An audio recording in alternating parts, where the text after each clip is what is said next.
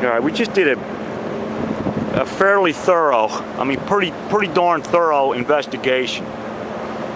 Looking around, trying to understand why things are leaking.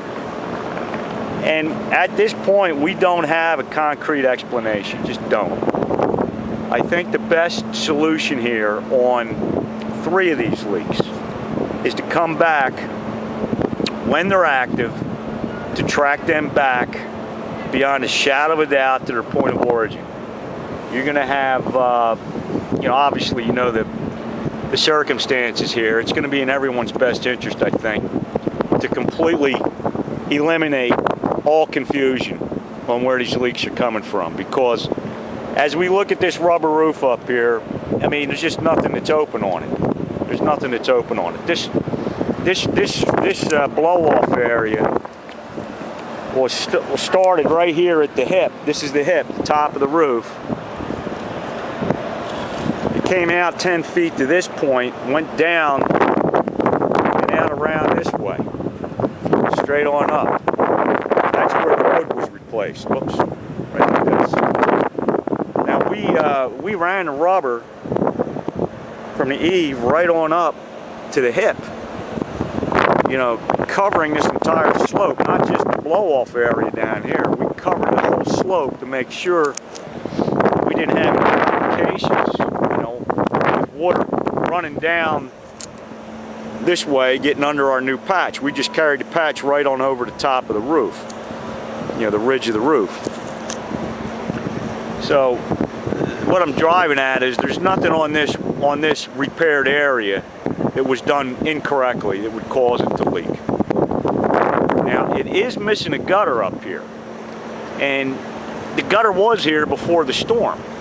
Now, whether or not that's needed now is the question, but what I'm thinking is if water's spilling over the edge here, raining hard and water spilling over this entire edge, and then the wind is blowing it into all these crazy 80-year-old surfaces on this siding. You got windows down here that aren't quite tight. You know, the siding itself is questionable. This siding actually looks good on this side compared to the gable end we just looked at. But perhaps a gutter here would help. That would mean not only a gutter, but you'd have to put a drip edge on the edge of this rubber that would transition the water from the roof into the gutter without getting underneath or before the gutter. You'd have to do something like that as well. So this leak over here doesn't seem to be, I know this leak over here has nothing to do with this roof. This roof is just too simple and too tight to be a problem. There's a very good chance it has something to do with this siding down here that has been caulked several times in the past and would be vulnerable to a wind-driven rain. That's why we want to get in here when it's active to see what's going on.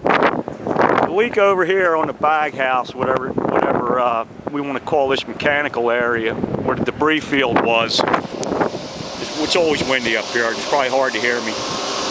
But you can see all the repairs that were made on that roof. I'm going to guess that we can go down there and certainly find that one. That shouldn't be that hard to locate.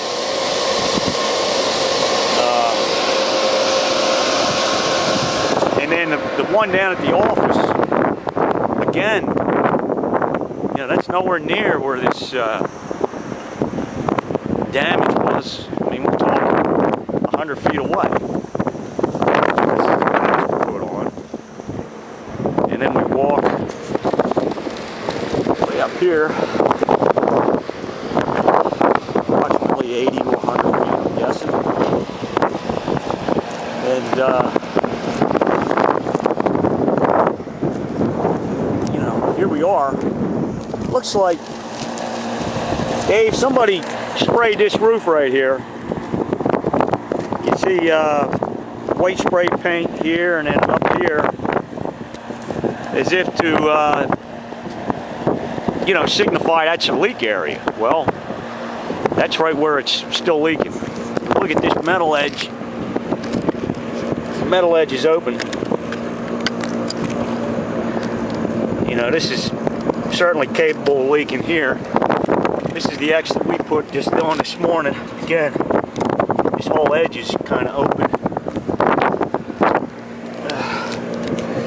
These seams are open. You got nails sticking up here. This kind of stuff going on here. Yeah, you know, I don't see anything here that would say it was something that was damaged in the wind event. I just don't. I don't think this portion of the wind event. I want someone to show me how it's possible it was. So 3 and 4 would be better served inspecting them during their activity to track them back to the highest point of entry, and in that way we would know what the origin was, whether it was a sidewall or a roof surface or whatever. And that's unfortunately that's the best answer I can give you. I mean, because there's nothing that I can see on any of the surfaces we've done that was done incorrectly or would you know, cause leaks. And there's nothing that is visible on the roof that wasn't repaired that would suggest that there was wind damage that required repair. So that's all I can say. There's just nothing up here that's obvious, save for down here, which is really a very minor opening, and it's something that shouldn't be that hard to fix.